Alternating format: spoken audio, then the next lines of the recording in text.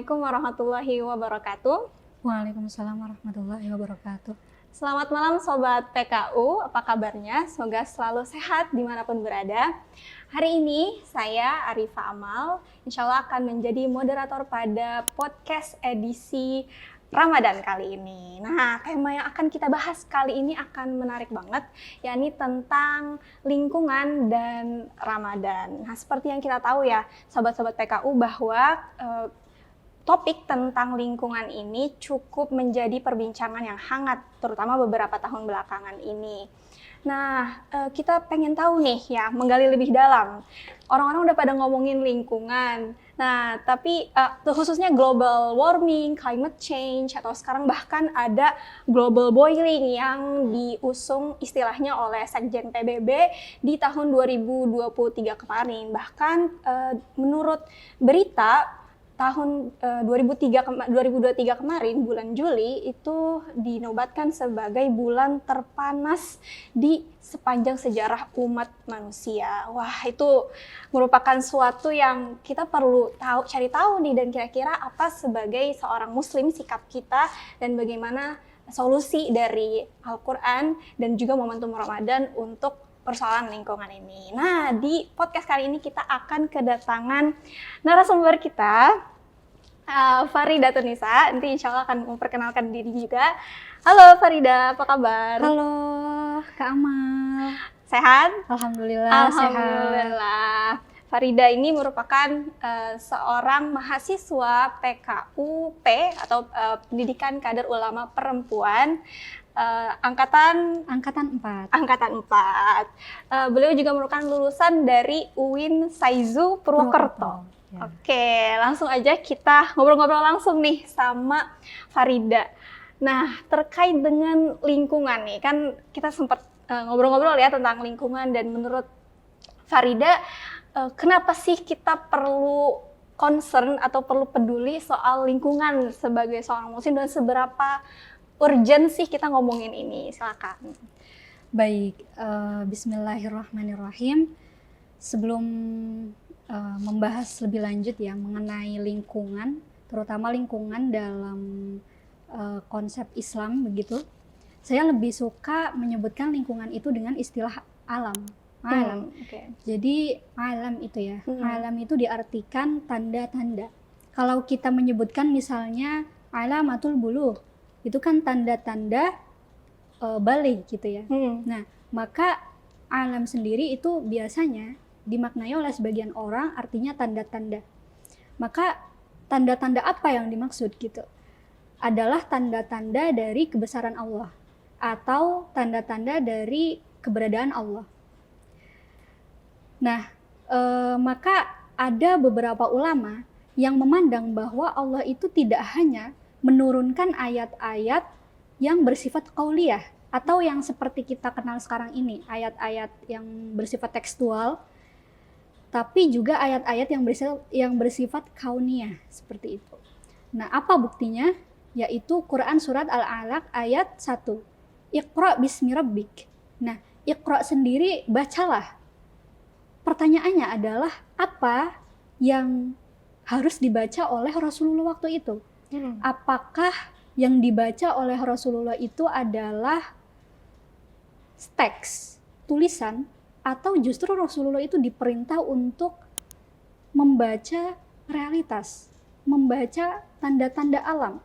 Nah, ini menarik ya. Ada ulama-ulama yang memaknai bahwa yang dimaksud membaca di situ adalah membaca alam gitu, bukan membaca tulisan-tulisan seperti yang kita kenal biasanya gitu.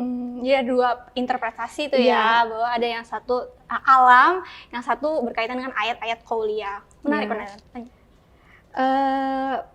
Jadi kalau kita memaknainya alam itu sebagai tanda-tanda kebesaran Tuhan, kebesaran Allah, atau keberadaan Allah, jika kita melestarikan alam, kita menjaga alam dengan baik, artinya kita menjaga tanda-tanda keberadaan atau kebesaran Allah. Sebaliknya, jika kita merusak alam, maka kita berarti merusak tanda-tanda Allah. Nah, ini bahaya nih, merusak tanda-tanda. Wah, berani banget gitu ya, merusak tanda-tanda kebesaran Allah. Oke. Saya ingin berbicara, speak up mengenai lingkungan ini itu karena berawal dari keresahan saya sendiri. Keresahan ketika saya melihat sekitar, kondisi sekitar, melihat atau membaca banyak berita-berita tentang kondisi bumi saat ini, bahwa bumi saat ini itu sedang tidak baik-baik saja. Seperti yang Kak Amal tadi sebutkan bahwa tahun 2023 itu adalah tahun yang Paling panas, paling terpanas. panas gitu ya, iya. Juli Nah, 2023 kemarin. kita tengok ke belakang misalnya 2 tahun yang lalu itu banyak misalnya video-video di YouTube itu membahas tentang global boiling gitu. Nah, apa sih bedanya global boiling dengan global warming? Nah, kalau kita lihat video misalnya di YouTube-nya siapa Mbak Najwa Shihab atau YouTube tentang geografi dan sebagainya, itu di situ membahas tentang global boiling itu sendiri. Bahwa selama ini panasnya itu tidak sepanas tahun 2023 kemarin gitu. Itu bisa mencapai naiknya itu 1,5 derajat Celcius gitu. Nah, lihat saja misalnya Eropa itu sekarang bisa sampai 4,6 derajat Celcius gitu. Nah, ini merupakan masalah untuk kita semua karena itu bisa menimbulkan pencairan es di kutub utara. Dampaknya kepada siapa? Dampaknya kepada manusia gitu. Nah, kemudian kita lihat misalnya para miliarder seperti Elon Musk, kemudian misalnya Mark Zuckerberg yang pendiri Facebook itu, dan banyak juga miliarder-miliarder lain yang mereka itu sudah merasa bahwa bumi ini sedang tidak baik-baik saja. Karena itu kalau kita searching ya mengenai bunker, mereka itu saat ini telah membuat bunker. Mereka telah punya firasat kalau nanti bumi akan hancur gitu. Bumi akan tidak baik-baik saja. Maka mereka membuat semacam bunker di dalam tanah. Itu maka kalau bumi itu rusak, mereka bisa baik-baik saja di dalam situ gitu. Berarti intinya bahkan orang-orang yang paling top secara ekonomi gitu ya udah sangat-sangat peduli gitu ya terkait bumi. Nah, iya, oke. Nah, kemudian kita lihat juga misalnya Arab Saudi.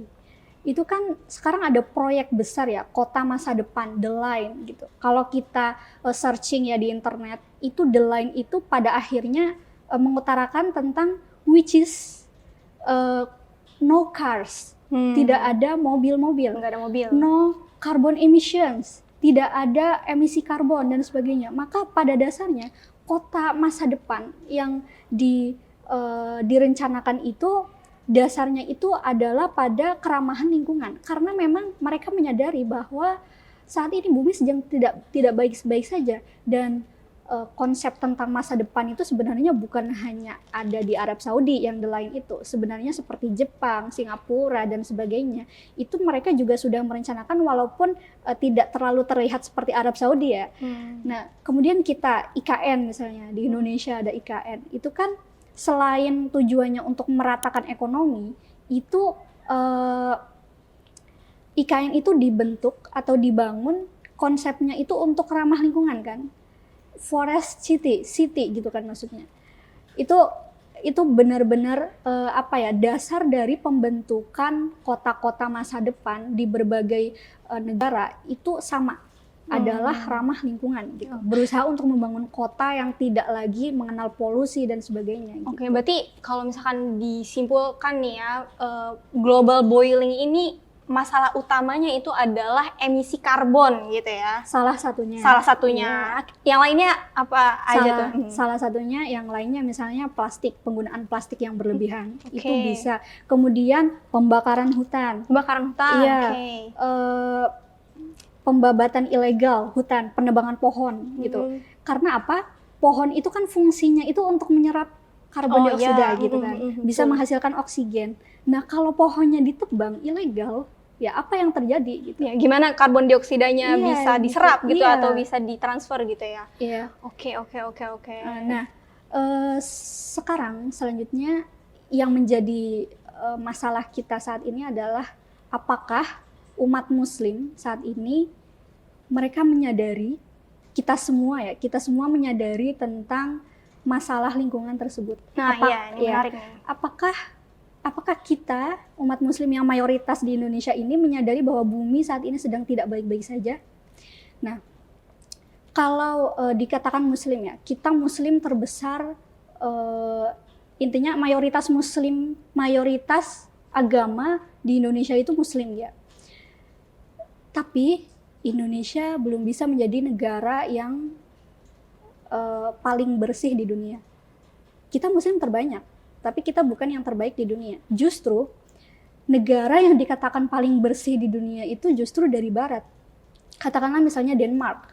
Nah, kalau misalnya teman-teman ya atau Kak Amala itu lihat di IG, itu ada Pandawara Group. Nah, Pandawara Group ya, saya respect sekali ketika melihat konten IG-nya, itu mereka itu berusaha untuk menggerakkan massa, untuk membersihkan misalnya pantai yang berserakan, sampah-sampah, plastik-plastik, sungai-sungai yang kotor, tercemar. Itu mereka berusaha untuk menggerakkan warga agar membersihkan itu semua. Saya respect sekali dengan itu. Dan mereka baru-baru kemarin itu belajar tentang pengelolaan sampah di Denmark. Nah, kalau kita bisa menjadi negara yang mempelopori kebersihan, harusnya kita harusnya muslim tapi gitu ya. justru negara yang mayoritas bukan Islam, justru mereka yang menjadi pelopornya. Justru kita yang harus belajar dari situ gitu. Nah, maka sampai sini adalah pertanyaan tentang apakah masyarakat muslim saat ini menyadari bahwa bumi ini sedang tidak baik-baik saja. Bagaimana sikap kita selanjutnya? Seperti itu. Nah, kita balik lagi ya ke masa lalu. Ada seorang tokoh namanya Muhammad Abduh. Nah, beliau itu merupakan tokoh muslim kontemporer, dan beliau ketika ke barat itu mengatakan bahwa saya tidak melihat muslim di barat, tapi saya melihat Islam di sana. Lalu ketika beliau ke timur, saya melihat banyak muslim di sini, tapi saya tidak melihat Islam. Nah, jadi pertanyaannya sekarang, apakah kita yang saat ini mengaku muslim ya, apakah kita selama ini benar-benar Islam atau hanya mengaku-ngaku muslim saja? Gitu. Nah, kalau berbincang mengenai Islam ya, lingkungan dalam Islam itu pasti kita tidak akan jauh-jauh dari yang namanya dalil, wahyu, betul. Misalnya kalau hadis. Pakai dalil tuh orang langsung, oh iya nih dalilnya gitu. Ya. Apakah Allah memerintahkan kita untuk menjaga lingkungan? Kalau misal dibilang kenapa kok yang negara dengan mayoritas masyarakat muslim tapi bukan menjadi negara terbersih? Nah, sekarang pertanyaannya, memangnya Allah itu memerintahkan untuk membersihkan lingkungan? Nah, sekarang kita lihat ada suatu hadis yang diriwayatkan oleh Imam Bukhari dan juga Imam Ahmad ya. Ini juga hadis ini tuh pernah disinggung juga oleh Habib Ja'far di dalam podcast NU. Bukan podcast ya, tapi di dalam video punya NU gitu ya. Terus pernah juga disinggung oleh wakil presiden kita Pak Ma'ruf Amin juga. Nah, hadis itu tentang menanam pohon. In qamatis sa'ah, jika terjadi kiamat ya, jika terjadi kiamat entah nanti atau besok, wa fi yadi ahadikum fasilah, dan di tangan kamu itu, di tangan kamu ada fasilah, benih atau tunas atau apa itu yang bisa menumbuhkan pohon. Fa inistata'a, maka jika kamu mampu, fa inistata'a Allah takuma hatta yagrisaha falyagrisha. Maka kalau kamu mampu buat menanam, ya tanamlah gitu, walaupun besok kiamat gitu. Bahkan jikalau besok kiamat, jikalau nanti kiamat pun kita disuruh untuk menanam pohon gitu. Nah, maknanya apa? Maknanya adalah di zaman Rasulullah pun kita itu harus aware terhadap lingkungan, peduli terhadap lingkungan, peduli dengan apa yang ada di sekitar kita. Nah, kalau kita kiaskan ya, atau kita kalau pakai bahasa kontemporer, kita kontekstualisasikan, kita bawa hadis itu ke masa kini, maka bukan hanya persoalan pohon saja, makna utamanya kan kita harus aware atau peduli terhadap lingkungan. Maka kalaupun nanti kiamat, kalaupun 1 detik habis ini itu kiamat, atau kalaupun kamu mati meninggal 1 jam kemudian atau nanti, kalau di depan kamu itu ada sampah plastik, maka kurangilah sampah plastik. Kalau di depan kamu melihat ada pohon digunduli secara ilegal, maka cegahlah itu dengan caramu. Kalau kamu melihat ada polusi udara, kendaraan bermotor dan sebagainya, kurangilah. Saya tidak mengatakan berhenti, tapi kurangi, karena berhenti itu mustahil untuk kita ya, itu udah kebutuhan. Tapi mitigasi, kurangi. Seperti halnya orang yang sakit. Orang yang sakit itu jika ingin sembuh, caranya bukan lagi mencegah, tapi mengobati. Ini kita sudah terlanjur bumi seperti ini sejak masa revolusi industri, sejak masa revolusi Prancis, dibangun pabrik-pabrik besar sehingga menimbulkan polusi dan sebagainya, itu memang sudah naturalnya seperti itu peradaban manusia. Tapi bagaimana cara kita menguranginya gitu? Ya dimulai dengan diri sendiri. Mengurangi sampah plastik, misalnya ketika kita mau belanja ke Alfamart atau belanja ke pasar, ya bawalah tas sendiri gitu. Kalau saya pernah ya atau sering belanja di Alfamart gitu. Kalau saya nggak bawa tas atau lupa bawa tas, maka di Alfamartnya itu dikasih tas yang terbuat dari kain gitu. Iya, biasanya untuk selanjutnya ditawarin gitu. ya. Iya. Gitu. Nah, biasanya kita bayar 4.000 gitu. Jadi nggak pakai kresek lagi. Nah, ini dari berbagai pihak ya. Kemudian saya pernah naik kereta juga. Nah, di keretanya itu kan ada plastik untuk membuang sampah ya. Nah, di plastiknya itu tertulis Save World. Jadi selamatkan bumi. Nah, itu ya saya nggak tahu ya, pakai plastik tapi isinya Save World gitu. Mungkin plastiknya yang bisa terurai, biodegradable plastik. Kurangilah sampah plastik gitu ya. Ya, pada intinya mulailah dari diri kita sendiri, mengurangi sampah plastik. Nah, kalau misal kita sering pakai kendaraan bermotor ya, misal dalam 1 hari kita pakai kendaraan bermotor itu 75% misal, ya kurangilah misal 50%, kemudian besoknya lagi kalau bisa 40% gitu. Awali dari diri sendiri gitu. Kalau bisa naik, kalau nggak buru-buru banget gitu ya, naik transportasi umum, itu juga salah satu yang bisa menjadi langkah kita untuk mengurangi emisi karbon. Iya. Oke, Nah, Masya Allah. Ayat-ayat atau dalil-dalil mengenai aware untuk lingkungan sekitar sebenarnya banyak sekali. Nah, dalil lain misalnya hadis lain berhubungan dengan menanam pohon, tentang hadis yang mengatakan bahwa tiadalah orang yang menanam pohon itu kecuali jika buahnya itu dicuri oleh orang lain atau dimakan oleh orang lain, itu bernilai sedekah baginya. Bahkan dicuri pun bernilai sedekah. Nah, ini kan aware terhadap sosial ya. Nah, tapi aware-nya itu kalau kita maknai ya, kalau kita tarik pesan utamanya itu bukan hanya persoalan aware terhadap sosial, tapi terhadap lingkungan juga gitu. Nah, kemudian kita lanjut. Ini kan hadis ya. Bagaimana Al-Qur'an berbicara? Nah, kita kan anak tafsir ya, ilmu Al-Qur'an dan tafsir.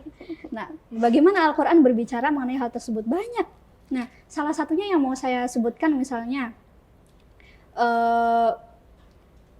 saya ambil saja Quran surat Al-Baqarah ayat 30 ya. Inni ja'ilun fil ardi khalifah. Meskipun di situ tidak secara tekstual atau tidak secara spesifik menyebutkan tentang alam, tapi khalifah. Apa makna khalifah sendiri gitu? Khalifah itu biasanya dimaknai sebagai pengganti gitu ya. Sebagai pemimpin gitu. Pengganti wakil dari Allah di bumi gitu. Nah, ada yang memaknai khalifah itu manusia secara umum. Ada juga ulama yang memaknai kalau khalifah itu adalah Rasulullah. Ada juga yang memaknai bahwa khalifah itu Nabi Adam. Tapi apapun itu, mau itu Nabi Adam, mau itu Rasulullah atau manusia siapapun, khalifah ya manusia gitu kan. Nah, makna khalifah sendiri saya ambil ya berdasarkan pendapat dari Rois An PBNU, Bapak Miftahul Akhyar itu pernah menyampaikan bahwa makna khalifah itu ada 3. Yang pertama, imaratul ard. Apa itu imaratul ard? Itu adalah mengatur bumi. Agar apa? Agar bumi makmur. Agar bumi terjaga, terawat dengan baik. Itu makna pertama. Nah, makna kedua adalah yang ta'u kulli dzi haqqin haqqahu. Memberikan hak kepada mereka yang memang memiliki hak gitu. Nah, dalam undang-undang kita misalnya ya, kalau ada manusia lahir itu sejak lahir sudah melekat dalam dirinya hak-haknya. Misalnya, hak untuk hidup, hak untuk makan, hak untuk tidak disakiti atau disiksa, hak untuk berpendidikan dan lain sebagainya. Hak-hak itu. Nah, pertanyaan saya adalah, apakah hak-hak yang dimaksud itu hanyalah untuk manusia? Apakah binatang itu tidak memiliki hak untuk hidup? Apakah alam tidak memiliki hak untuk tidak dieksploitasi gitu? Nah, kalau kita tarik ya, pakai ayat yang tadi khalifah, atau yang makna pertama awal tadi imaratul ard, bahwa manusia itu harus mengatur bumi, tidak boleh merusak bumi, karena merusak bumi itu artinya berbanding terbalik dengan perintah Allah. Kalau kita pakai ayat itu, kalau kita pakai makna awal tadi, itu artinya alam itu punya hak untuk dirawat. Alam itu punya hak untuk hidup. Menarik, binatang dan sebagainya gitu. Nah, kemudian makna ketiga itu al-ubudiyah lillah, yaitu beribadah kepada Allah. Seperti ayat wa ma khalaqtul jinna wal insa illa liya'budun. Tidak aku ciptakan manusia dan jin kecuali untuk beribadah kepada Allah, kepadaku gitu. Nah, apa sih makna ibadah itu? Nah, kalau kita ngomong tentang sholat, ya itu udah pasti ibadah ya. Tapi kalau kita ngomong tentang misalnya menanam pohon, atau mengurangi sampah plastik, atau kita membersihkan lingkungan, kita menjaga atau merawat, mengurangi pemakaian gas, menghemat listrik, apakah itu tidak termasuk dalam kategori ibadah? Nah, bagaimana perilaku-perilaku tersebut itu jika diniatkan karena Allah? Kalau perilaku tersebut diniatkan karena Allah, apakah semua perilaku kita yang berhubungan dengan alam itu termasuk ibadah? Nah, maka ada ulama yang membagi persoalan ibadah itu. Ada yang namanya ibadah madhoh dan ghairu madhoh. Kalau madhoh itu berhubungan dengan ritualis seperti sholat, puasa, haji dan sebagainya. Nah, ghairu madhoh itu yang di luar itu semua. Apapun itu, mau dibagi mau enggak, tapi pada intinya segala sesuatu kalau diniatkan karena Allah ya pada intinya bernilai ibadah atau bernilai akhirat gitu ya. Maka ya sekali lagi bahwa Al-Quran itu benar-benar memerintahkan kita itu untuk merawat alam, untuk aware terhadap lingkungan sekitar, bahwa sekarang bumi itu sedang tidak baik-baik saja gitu. Jangan hanya orang-orang non-muslim yang sadar akan hal itu, kita sebagai muslim itu seharusnya yang pertama kali sadar gitu. Nah, tapi karena sudah terlambat ya, jadi ya kita bisa melakukan mitigasi dengan mengurangi, kemudian hemat listrik dan sebagainya gitu.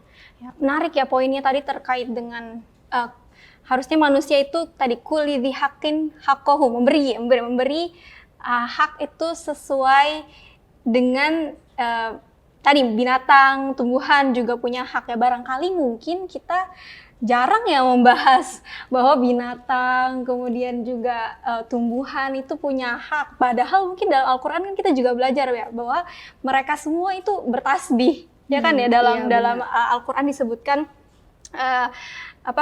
kulluhum bertasbih, tapi walakin la tafqahuna tasbihahum, mereka kita nggak ngerti bahwa mereka itu bertasbih. Berarti kalau misalkan kita mengganggu binatang dan mengganggu juga alam atau tumbuhan, berarti kita merusak tanda-tanda serta merusak makhluk yang bertasbih kepada Allah. Oke, nah tadi juga disebutkan ya menarik tentang ibadah ritual dan ibadah sosial ya. Ini juga kadang-kadang kita suka belum ngebahas ini secara masif gitu ya, bahwa ibadah itu nggak hanya kita memenuhi sholat wajib dan seterusnya, itu penting, sangat penting, dan tingkat berikutnya adalah gimana kemudian tadi ibadah sosial berupa peduli, harus kalau kata kamu tersinggung ya, harus merasa tersinggung dengan dengan pencemaran lingkungan kayak gitu. Nah, barangkali nih tadi kan udah disebutin ya urgensi dan tadi sedikit tentang gimana apa yang harus kita lakukan gitu. Nah, kalau misalkan dalam konteks individu keseharian kita, nah kira-kira apa aja nih kalau misalkan kita belanja tadi kan pakai plastik, mengurangi plastik, pakai kantong belanja sendiri, terus apalagi kurangi penggunaan bahan-bahan gas bermotor. Oke. Misalnya tiap hari itu pakai motor itu dalam sehari misalnya sampai 5 kali. Sampai 5 kali. Okay. Misal kan ada ya. Kemana-mana pakai motor, nggak mau jalan kaki ada kan. Ya kurangilah minimal ya. Misal 3 kali aja atau 2 kali aja gitu. Banyak kok sekarang kendaraan umum kan kalau di kota gitu. Kalau di desa saya ya selama 21 tahun tinggal di desa itu nggak pernah pakai motor, pakainya sepeda. Kalau pakai motor itu biasanya minta dianterin gitu, yang jauh-jauh gitu. Dianterin sama kakak dan sebagainya gitu. Kalau di Jakarta sih itu sangat terfasilitasi dengan ada jalur sepeda seperti itu. Oke, bahkan mungkin kalau sekarang ada tren mobil yang tadinya pakai bahan bakar fosil jadi bahan bakar jadi listrik ya, mobil listrik. Itu juga merupakan salah satu cara pemerintah dan juga masyarakat untuk kemudian yang concern terhadap lingkungan beralih dari bahan bakar fosil ke listrik, karena listrik dikatakan bahwa mengeluarkan emisi karbon yang jauh lebih kecil dibandingkan emisi karbon yang dikeluarkan oleh bahan bakar fosil. Seperti itu. Dan juga dibahas ya tentang ayat-ayat Al-Quran. Dan bahkan Allah itu sangat membenci kerusakan loh. Dalam Quran surat Al-Qasas ayat 77 tuh. Kan itu di akhir ayat itu innallaha la yuhibbul mufsidin. Bahwa Allah itu sangat tidak menyukai kerusakan. Nah, ini kebalikannya ya. Kebalikan dari Quran surat Al-Baqarah ayat 195 bahwa innallaha yuhibbul muhsinin. Allah itu menyukai orang-orang yang melakukan kebaikan gitu. Nah, kebaikannya itu apa saja? Kebaikan itu bukan hanya kita beribadah kepada Allah ya, bukan hanya hablum minallah, tapi juga ada hablum minan nas, hablum minal alam gitu. Terkait dengan juga pengelolaan sampah ya, karena kalau yang saya baca tuh salah satu kontributor emisi karbon itu juga pembakaran hutan dan juga pembakaran sampah. Nah, ini mungkin jadi akan diskusi selanjutnya ya, gimana pengelolaan sampah yang kemudian ramah lingkungan sehingga tidak lagi menghasilkan emisi karbon yang begitu besar. Atau barangkali Farida ada tips-tips gitu untuk yang di rumah, gimana kalau misalkan pengelolaan sampah atau informasi terkait pengelolaan sampah yang barangkali pengelolaan sampah sendiri ya untuk negara kita sebenarnya menurut saya itu masih kurang sih. Misalnya dari segi pemisahan sampah antara yang bahannya plastik dan juga yang bahannya organik dan sebagainya. Kalau di tempat-tempat umum misalnya mall, kemudian hotel dan ya masjid yang besar kayak Istiqlal ini ya, itu memang sudah ada pemisahan gitu. Tapi untuk individu sendiri di rumah masing-masing biasanya tidak, apalagi di desa-desa itu biasanya malah dicampur aduk kayak gitu. Nah, ini sebenarnya jadi masalah kita sendiri sih. Orang-orang Indonesia ya, misalnya saya yakin orang-orang Indonesia itu orangnya rapih-rapih. Orangnya bersih-bersih. Saya yakin. Insya Allah. Ya, saya nggak mengeneralisir bahwa semuanya bersih ya, tapi pasti banyak yang bersih. Kamarnya rapi, tempat ruang tamunya bersih dan sebagainya, dapurnya rapi gitu.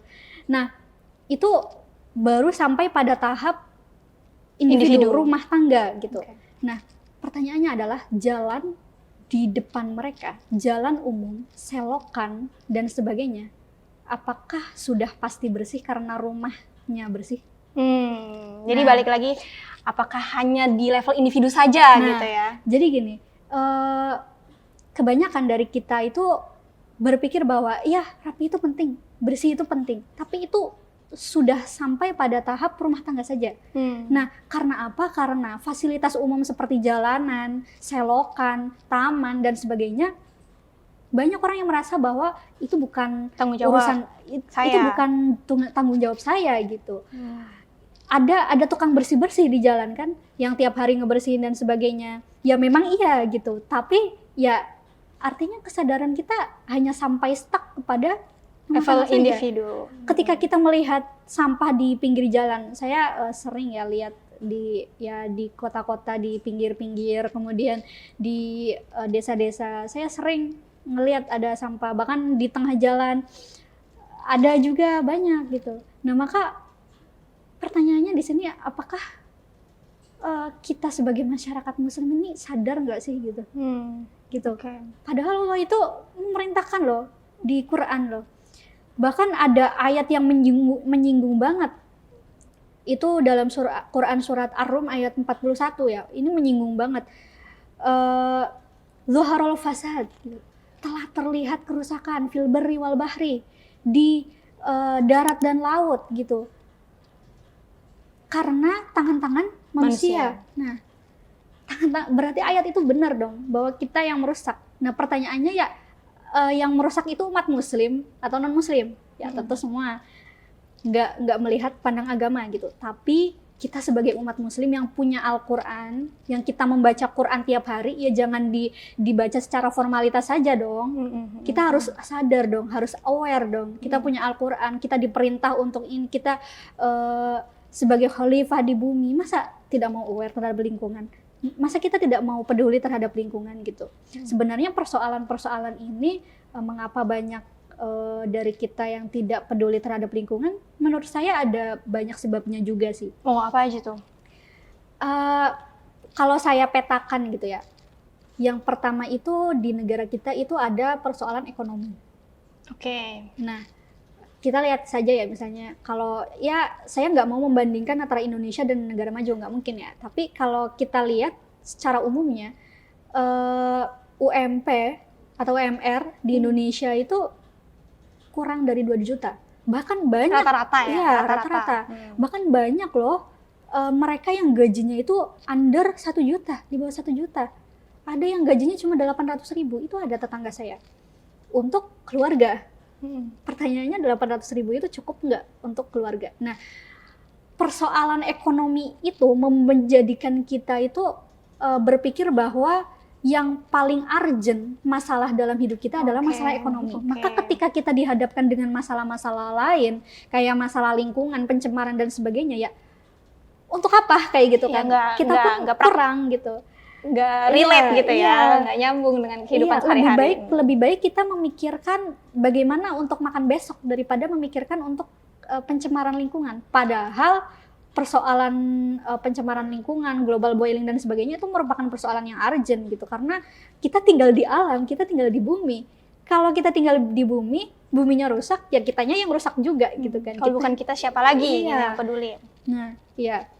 Itu satu, persoalan ekonomi. Nah, yang kedua, saya melihat ya tentang pengetahuan, tentang ketidaktahuan. Ketidaktahuan akan menimbulkan ketidakpedulian. Saya contohkan dengan analogi saja. Misalnya ada orang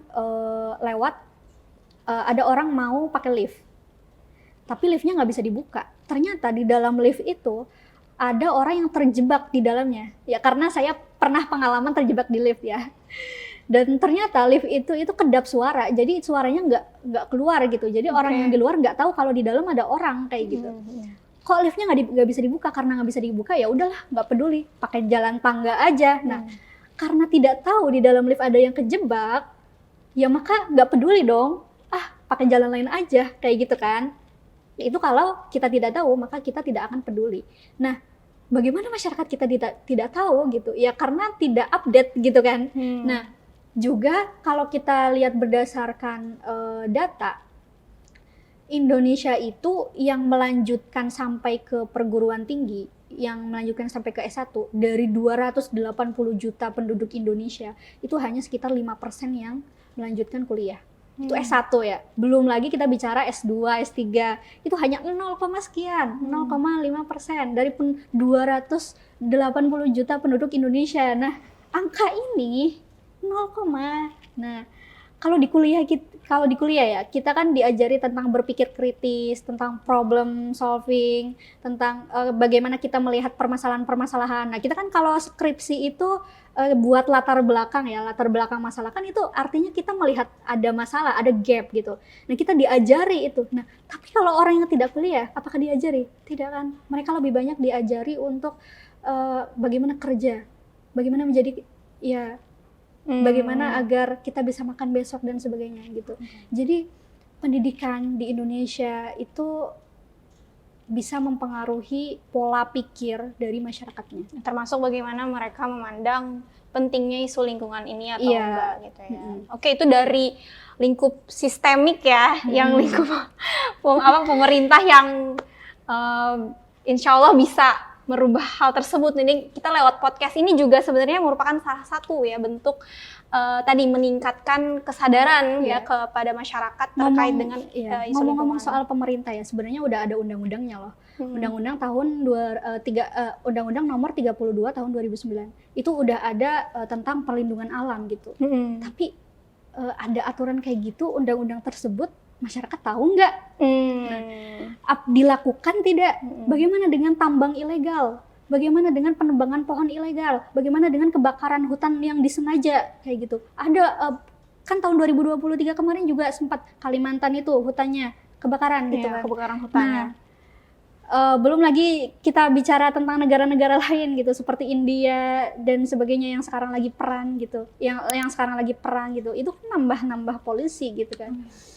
Oke, ini Masya Allah ya, jadi pembahasannya sangat mendalam dan sangat luas ya. Ini menjadi tugas kita masing-masing ya, pribadi, terutama juga mungkin sobat-sobat PKU yang menyaksikan ini merupakan salah satu bentuk ya upaya kita untuk kemudian menyebarkan tentang isu lingkungan kepada masyarakat. Dan tadi juga disebutkan bahwa itu merupakan perintah dalam Al-Quran, dan momen Ramadan ini ya mudah-mudahan menjadi salah satu turning point kita atau titik balik kita untuk kemudian dapat menerapkan atau lebih peduli lagi sama lingkungan mulai dari diri kita sendiri. Oh ya, mengenai Ramadan tadi ya, tambahan lagi ya. Kita kan di Islam itu mengenal adanya hierarki ya. Misalnya bulan Ramadan itu lebih baik dari bulan lain. Hari Jumat lebih baik dari hari lain, Mekah lebih baik dari tempat lain, karena kita haji kan ke Mekah ya. Nah, maka manfaatkanlah hierarki tersebut. Kita kan Ramadan ya, nah maka di bulan yang suci ini pahala berlipat ganda. Ayolah, saya mengajak kita semua, kalian semua sobat PKU, untuk mari bersama-sama memperbaiki lingkungan. Mari bersama-sama mencegah lebih banyak lagi ya polusi. Mari kita kurangi sampah plastik, mari kita tanam pohon, mari kita kurangi emisi karbon dan sebagainya. Mari kita bersama-sama di bulan Ramadan ini.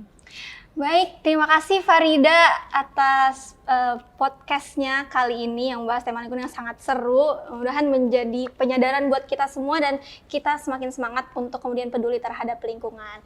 Baik, Sobat Podcast, insya Allah pada tema hari ini kita sudah selesai membahas. Mudah-mudahan bermanfaat. Insya Allah bertemu di pertemuan selanjutnya. Saya Arifah Amal pamit undur diri. Wassalamualaikum warahmatullahi wabarakatuh. Waalaikumsalam warahmatullahi wabarakatuh.